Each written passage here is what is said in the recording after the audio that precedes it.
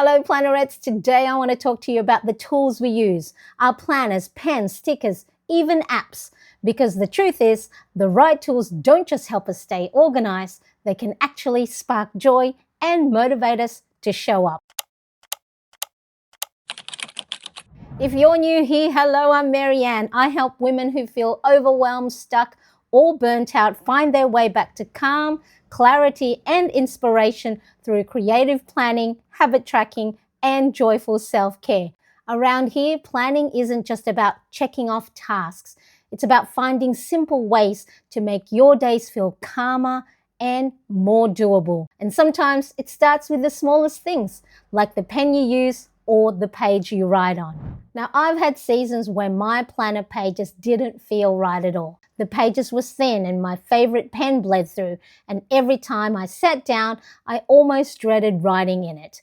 And if you're nodding along right now, or you know that exact feeling, hit that like button if you're on YouTube, or tap along if you're listening on the podcast, so that I know I'm not the only one who's been through that. Now, I didn't land on the right planner or pen right away.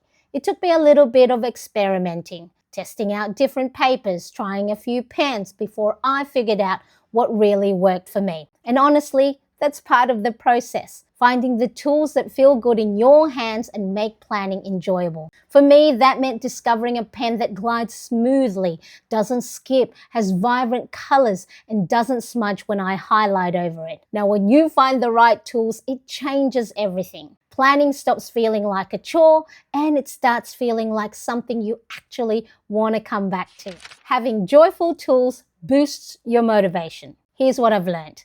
When tools delight you, they draw you in. It's like cooking with your favorite pan or wearing that outfit that makes you feel good.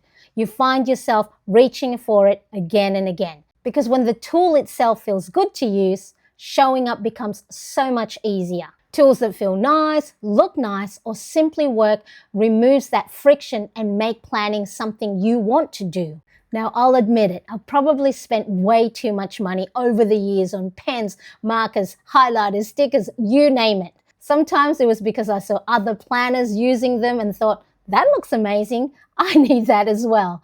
And sometimes it was just because they looked pretty on the shelf. But here's what I've learned.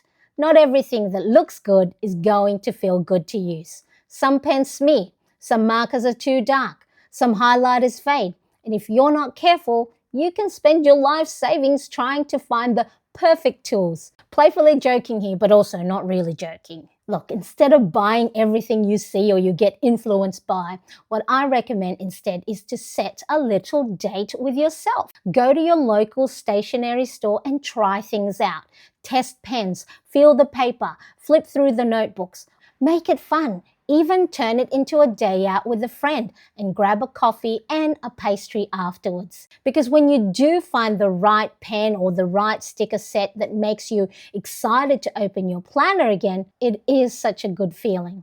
And suddenly planning isn't something you have to force yourself to do, it's something you actually look forward to. The right tools don't just make planning fun, they also create rituals. Think about it. When you light a candle, open your planner, and pick up your favorite pen, you're signaling to your brain, this is my planning time. That little ritual makes planning feel special. It's not just writing a to-do list anymore. It becomes a moment you look forward to. For me, planning has become a little ritual I share with you here on YouTube. Every week, I go live for my Plan With Me sessions, and on the first Sunday of each month, we do a brain dump and weekly reset together. Those sessions are like my anchor. They help me pause, reset, and set myself up for the week. So if this is sparking ideas for you, make sure you subscribe so you don't miss those lives. And hey, if you've got a planner friend who'd love this too, send it their way. It's always more fun when we do this together. Motivation doesn't always come from willpower. Sometimes it comes from the pen that glides or a page that makes you smile. When tools make you happy, we show up more consistently. Now, I've noticed this in myself. When the tools feel good to use, I keep coming back to them. And that means I keep coming back to my planner too. When you want to reach for your planner, you naturally check in more often.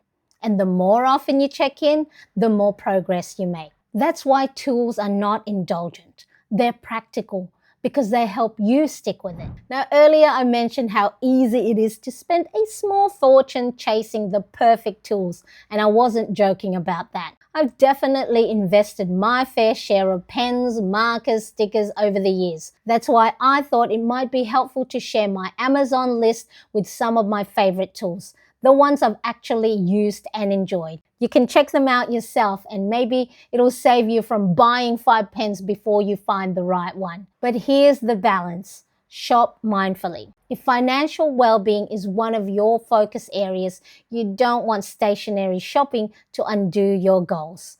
A fun way to keep it joyful but intentional is to create a little sinking fund or a savings fund for your stationery wish list. That way, you still get the excitement of new tools, but in a way that feels aligned, not impulsive.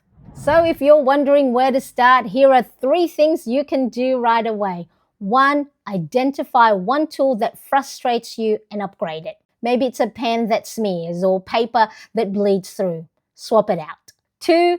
Choose one tool that feels like a treat. A sticker set, a washi tape you love, or even a digital app with a design that makes you happy. And 3. Remember, this isn't indulgence. The tools you choose aren't extra, they're what makes consistency easier. And consistency is what creates results. The tools you choose matter. They're not just accessories. They can turn planning from a task into a ritual you genuinely look forward to. So let me ask you, what's one tool that sparks joy for you, or one you'd love to try? You're not silly for loving pretty tools. You're wise for choosing joy as motivation. Joy isn't an extra. It's what makes you want to keep showing up. Until next time, take care of yourself and keep planning in a way that feels good.